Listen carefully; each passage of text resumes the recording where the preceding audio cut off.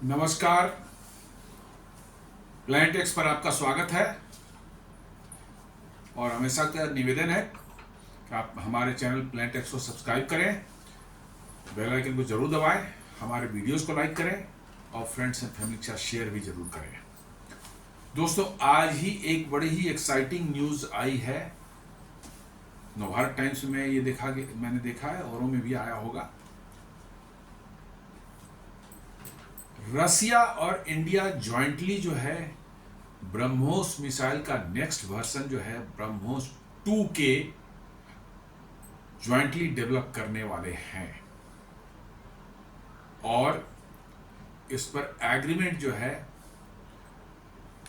रसिया के राष्ट्रपति Vladimir Putin जो है, जो इस साल किसी समय भारत आने वाले हैं अगले कुछ महीनों में, तब इस पर एग्रीमेंट साइन होने की बात कही जा रही है। ब्रह्मोस 2 के मतलब नेक्स्ट वर्जन ये है। हालांकि पहले, जब आज से 10 साल पहले ब्रह्मोस एरोस्पेस ने ब्रह्मोस 2 का एक कंसेप्चुलाइज किया था। ये एक हाइपरसोनिक मिसाइल होगी जो मैक 5 से ऊपर की रफ्तार से फ्लाई करेगी लो एल्टीट्यूड पर, और it will be purely A hypersonic cruise missile. इसका नाम इन्होंने ब्रह्मोस 2 दिया था उस समय, लेकिन अभी जो रिपोर्ट निकल के आ रही है इसको ब्रह्मोस 2 के कहा जा रहा है। खैर एनीवे, अब के क्यों ऐड किया गया है इसका हो सकता है कोई मतलब हो, लेकिन ये ब्रह्मोस का नेक्स्ट एडवांस्ड वर्जन होने वाला है। दोस्तों, आपने अभी जस्ट 2 महीने पहले जो है ऑपरेशन सिंदूर के दौरान ब्रह्मोस का मिसाइल का जो प्रदर्शन आपने देखा था। मतलब ये इतना डिवास्टेटिंग और इतना जबरदस्त हमला किया इसने पाकिस्तान के बड़े बड़े एयरफोर्स पर, बेसेस पर, और टेररिस्ट कैंप्स जो हैं, उनके ट्रेनिंग सेंटर्स जो हैं बड़े बड़े थे, बहावलपुर, मुरीद के वगैरह में जो है उनका जो है समझ लीजिए कि सबसे क्राउन जेवल जिसको बोलते हैं, नूर खान एयरबेस, जो कि बिल्कुल रावलपिंडी में स्थित है, रावलपिंडी और इस्लामाबाद के बीच में स्थित है। उसके command and underground command and control and communication centre को जिस तरह से ब्रह्मोस ने अटैक किया और उसको ध्वस्त किया, ये अपने आप में दुनिया जो है दांतों तले उंगली दबा के देख रही है उस चीज को।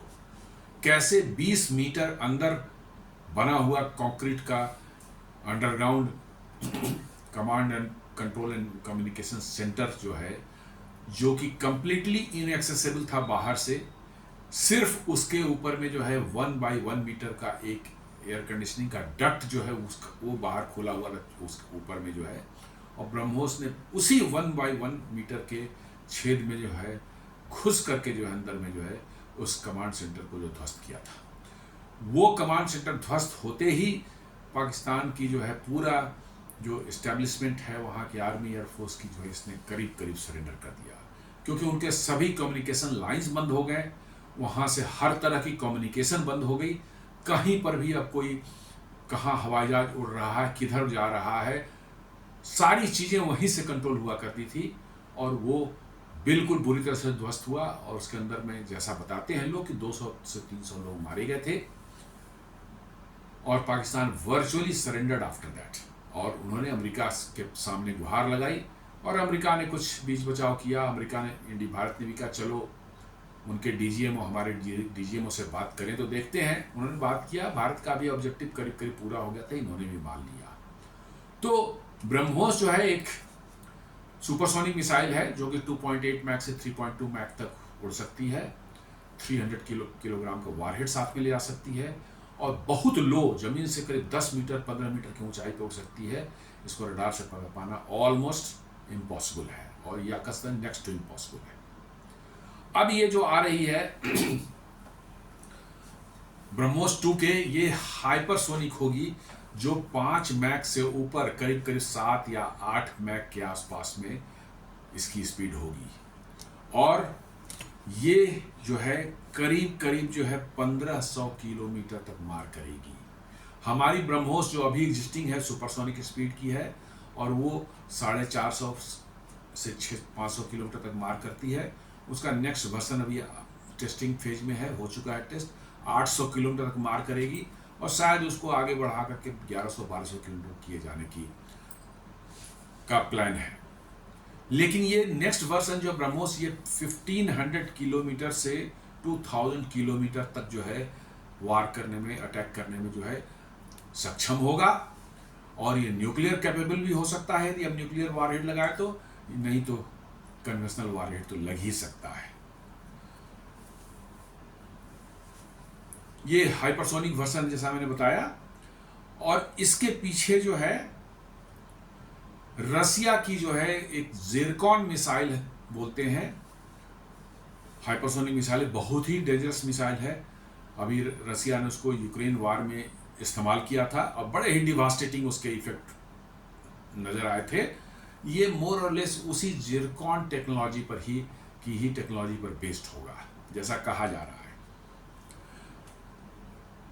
ये जैसा मैंने कहा कि BrahMos was visualized nearly a decade ago by BrahMos aerospace, the Indo Russian joint venture between DRDA and NPO of Russia.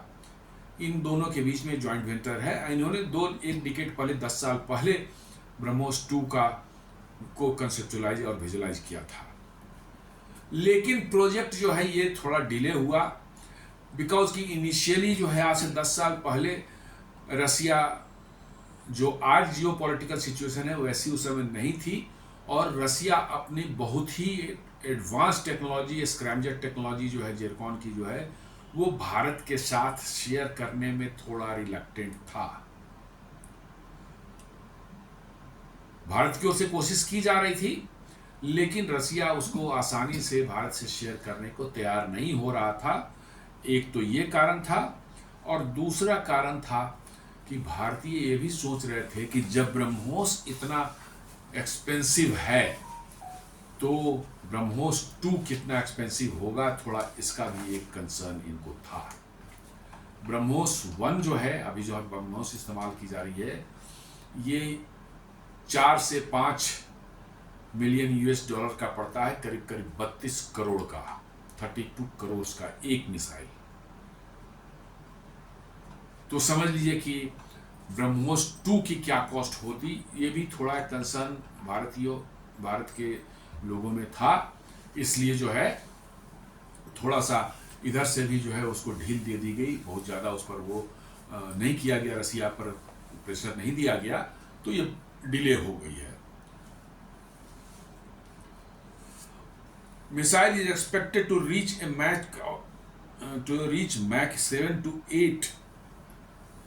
Mac 7 to 8 Mach के आसपास में ये मिसाइल जो है इसकी स्पीड हो सकती है, होगी, और it can carry nuclear warhead as well as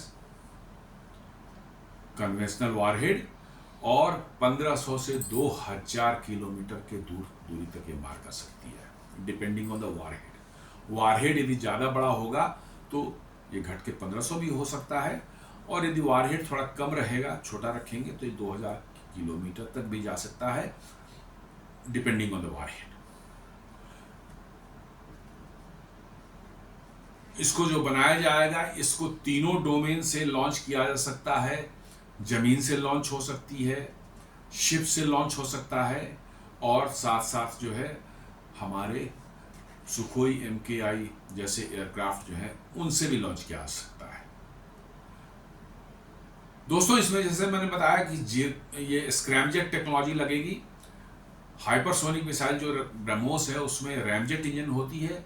ये एयर ब्रीदिंग मिसाइल से सब होते हैं। इनमें प्रोपेलेंट के साथ ऑक्सीडाइजर कैरी नहीं किया जाता मिसाइल के अंदर में।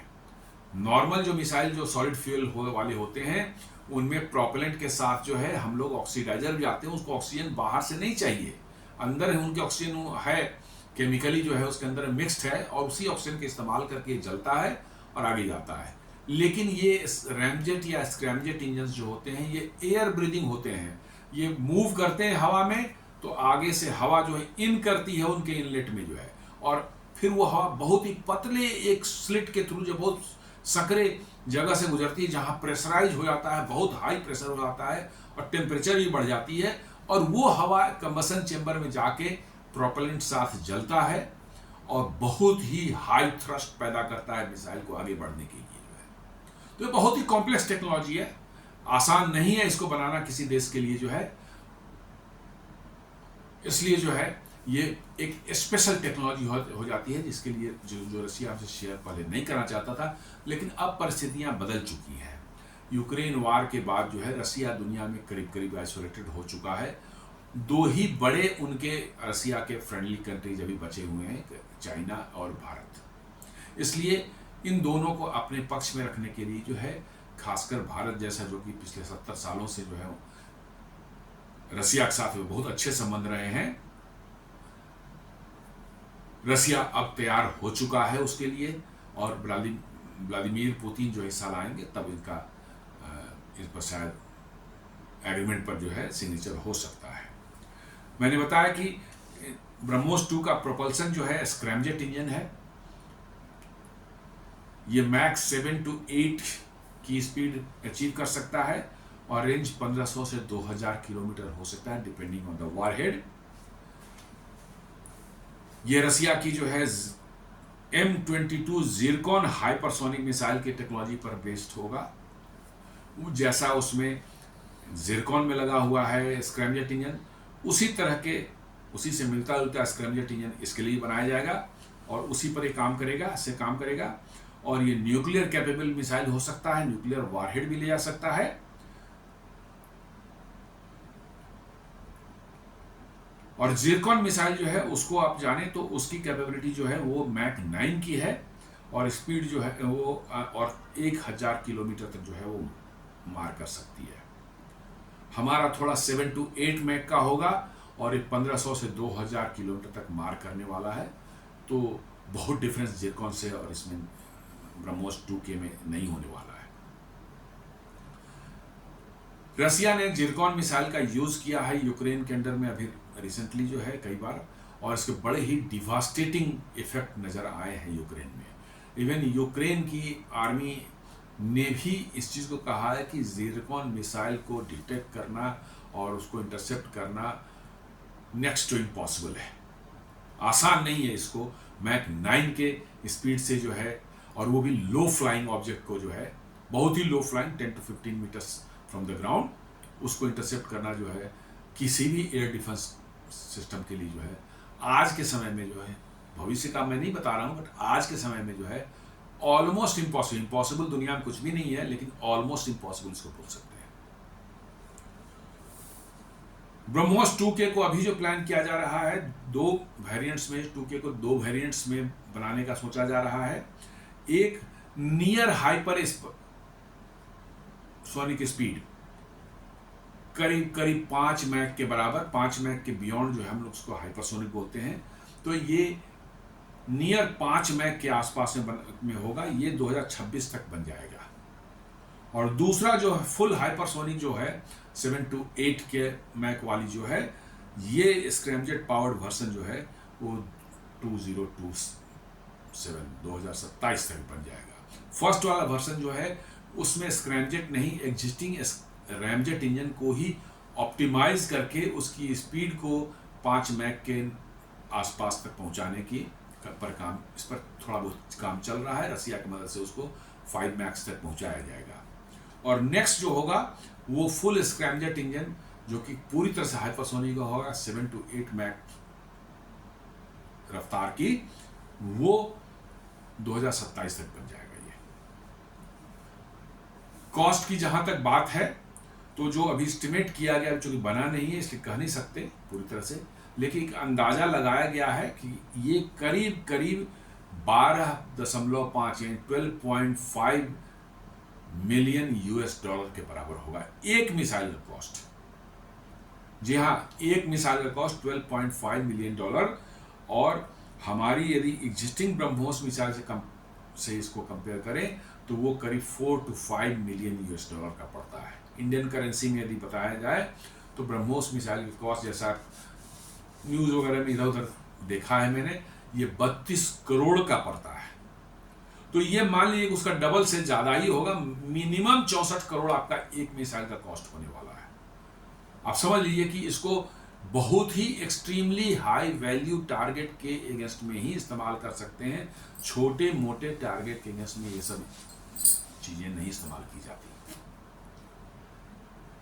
तो ये बड़ा ही स्ट्रेटेजिक वेपन होने वाला है भारतीय सेना का जो है, और आर्म फोर्सेस का जो है, और इसके आ जाने के बाद जो है इसको इंटरसेप्ट करने की ताकत जो है हमारे एडवर्सरीज जो है चाइना और पाकिस्तान, इनके पास इसको रोकने का कोई एयर डिफेंस सिस्टम नहीं है। और इनके पास क्या, दुनिया में किन्हीं के पास जो है इस स्पीड को मिसाइल के रोकने का सिस्टम आज तक बना ही नहीं है। तुक्के में एक आध कहीं कोई हो गया हो, रोक सक इंटरसेप्ट कर लिया हो, वो अलग बात है, बट आप इनको आसानी से नहीं रोक सकते बिकॉज ऑफ द स्पीड, और एट द सेम टाइम जो उनके लो फ्लाइंग ट्रेजेक्ट्री जो होगी वो किसी भी एयर डिफेंस को जो है डिटेक्ट करने में बहुत परेशानी आएगी। इसको ऑलमोस्ट ये तभी डिटेक्ट होगा जब आपके बिल्कुल पास आ जाएगा, और इसकी स्पीड रहेगी 7 to 8 मैक की, तो आपको रिएक्ट करने का वर्चुअली टाइम ही नहीं है किसी एयर डिफेंस सिस्टम को। दूर से आप डिटेक्ट कर लें तो फिर भी आप तैयार हो जाए, आपके मिसाइल हो जाएगा, आप मिसाइल फायर कर देंगे, ये सब कर पाएंगे। लेकिन इतनी लो इनकी फ्लाइंग एल्टीट्यूड होगी, ट्रेजेक्ट्री इतनी लो होगी करीब 10 से 15 मीटर की, कि किसी भी रडार सिस्टम को हार्डली जो है जब 200-400 मीटर जब पहुंच जाएगा नजदीक में तभी दिखेगा ये, उसके पहले दिखना नहीं है, ड्यू टू अर्थ कर्वेचर संभव नहीं है चीज देखना। तो 200-300 मीटर जो है आपका जो है पहुंचने में जो कितना टाइम लगने वाला है, इसकी स्पीड जो है किलोमीटर में देखी जाए तो करीब 10,000 किलोमीटर पर आवर की होगी। तो 200-300 मीटर दूर है तो आपको पलक झपकते जो है आपके अंदर घुस जाएगा ये। तो it is just impossible for any air defence system जो एग्जिस्टिंग है दुनिया में। आप आगे फ्यूचर में क्या आ सकता है, नई टेक्नोलॉजी हमेशा आ रही है, उसके बारे में कुछ कहना मुश्किल है, लेकिन प्रेजेंट टेक्नोलॉजी जो है कहती है कि ये नहीं रोका जा सकता। अभी एक और कुछ न्यूज कुछ दिन पहले आई थी, तो ये तो ब्रह्मोस 2 की मैंने बात कर ली, तो एक और न्यूज आई थी कि भारत अपना खुद एक इंडिजिनसली जो है एक हाइपरसोनिक मिसाइल बना रहा है, और उसकी टेस्टिंग अभी जस्ट रिसेंटली 1 महीने पहले हुई थी, जिसको कहते हैं ETLDHCM under project Vishnu. ET है extended trajectory long distance hypersonic cruise missile, और इसकी टेस्टिंग जो है ये प्रोजेक्ट विष्णु एक चल रहा है, उसके तहत ये बनाया जा रहा है। ये मैक 8 के आसपास से भी ज्यादा इसकी स्पीड होने वाली है, और इसको ऑलरेडी टेस्ट किया जा चुका है। इसकी रेंज भी जो है 1500 से 2500 किलोमीटर तक होगी, डिपेंडिंग ऑन द वारहेड, और ये भी लो फ्लाइंग, बिल्कुल जमीन से टेरेन हगिंग जिसको फीचर बोलते हैं, 10 से 15 मीटर ऊपर उड़ेगी, 8 मैक से ज्यादा, 8 से 9 मैक के बीच की रफ्तार इसकी होगी, और दुश्मन के एयर डिफेंस सिस्टम को सिर्फ 200 से 300 मीटर पहले जब पहुंच जाएगा तभी दिखेगी। उनके बचने की संभावना ऑलमोस्ट जीरो है, बच ही नहीं सकते। और ये जो EDLDHCM जो बनाया जा रहा है, ये भी जो है लैंड से, एयर से और सी से, शिप से जो है कहीं से भी लॉन्च किया जा सकता है। और ये भी जो है स्क्रैमजेट इंजन इसके अंदर भी लगा हुआ है। ये माइंडेड, ये अपना इंडिजिनसली डेवलप स्क्रैमजेट है, रशिया का नहीं, रशिया वाला जो आ रहा है वो ब्रह्मोस 2 में लगेगा। ये जो है स्क्रैमजेट इंजन अपने भारत ने खुद डेवलप किया है अंडर प्रोजेक्ट विष्णु, और ये भी अगले 1-2-3 सालों में बनकर आपका रेडी होने वाला है, और भारतीय सेनाओं को मिलने जा रही है मिसाइल। तो ये सब प्रोजेक्ट्स जो हैं चल रहे हैं भारत में, बहुत ही एडवांस टेक्नोलॉजी पर बेस्ड प्रोजेक्ट्स हैं, और इनके आपकी सेना में शामिल हो जाने से आपके दुश्मन आपकी तरफ आंख उठाने से पहले जो है कितनी बार सोचेंगे मैं कह नहीं सकता। क्योंकि उन आपके पास वैसे हथियार होंगे जिनको रोक पाना उनके लिए बहुत ही मुश्किल होने वाला है और उनके बचने की संभावना करीब करीब नगण्य हो जाती है। तो दोस्तों, ये था एक छोटा सा विश्लेषण। आज के इस न्यूज़ को देखने के बाद मुझे लगा कि ये बताना जरूरी है। प्रोजेक्ट विष्णु के तहत जो हो रहा है वो हम लोग इंडिजिनियसली कर रहे हैं, और रसिया के सहयोग से जो ब्रह्मोस का नेक्स्ट वर्जन ब्रह्मोस 2 के बनने वाला है, जिसका agreement Vladimir Putin Russian president के भारत विजिट के दौरान होने वाला है। तो ये सोचा जानकारी आपको शेयर की जाए। तो उम्मीद करता हूँ ये वीडियो आपको अच्छा लगा होगा। आपसे गुजारिश है कि हमारे प्रोजेक्ट्स, हमारे वीडियोस को लाइक करें, फ्रेंड्स एंड फैमिली के साथ शेयर करें, प्लैनेट एक्स चैनल को लाइक करें, सब्सक्राइब करें और बेल आइकन दबाना बिल्कुल ना भूलें। धन्यवाद।